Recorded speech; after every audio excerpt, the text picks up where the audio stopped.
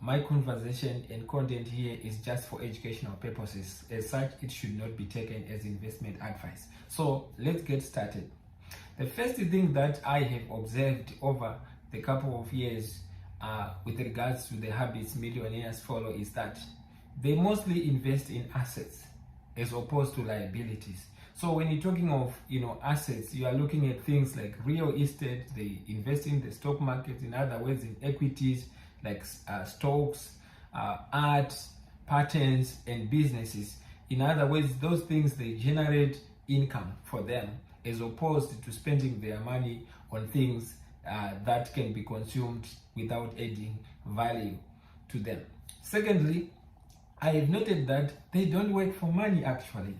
Instead, money works for them, so that most of their time is spent thinking, reading, and allocating factors of production like capital, land, and labor, or even employing other people so that they can leverage on whatever skill they have.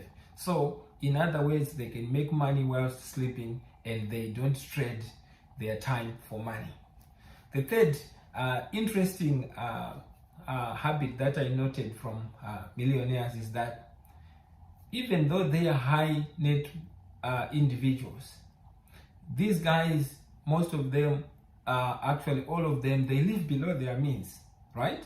You find out that even ultra rich people like Warren Buffett, he still lives in the house that he bought many decades ago. Of course, he may have upgraded it, but a lot of people, when they make more money, they fall prey to what is called as lifestyle inflation. You make more money, in other words, people now start to increase their expenses even by a much higher margin than which their money had increased. So at the end of the day, they are worse off. Millionaires, I know, they drive good second-hand cars. For cash, they don't make payments. In other words, when you make payments and you are paying interest, you are losing some money, and of course it may differ with people's circumstances.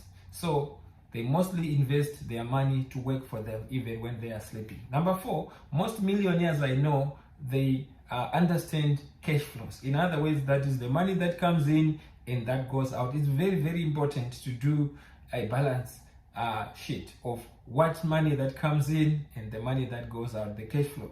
Sometimes when you are looking at a business, you're thinking of the cash flow statement, but as an individual you can have a budget.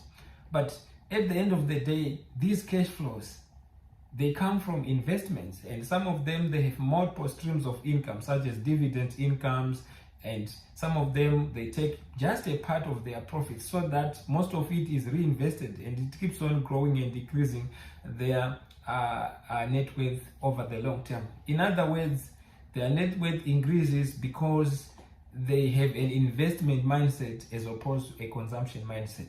Number 5, they understand the tax codes. Tax is very important, but millionaires, they use it to their advantage.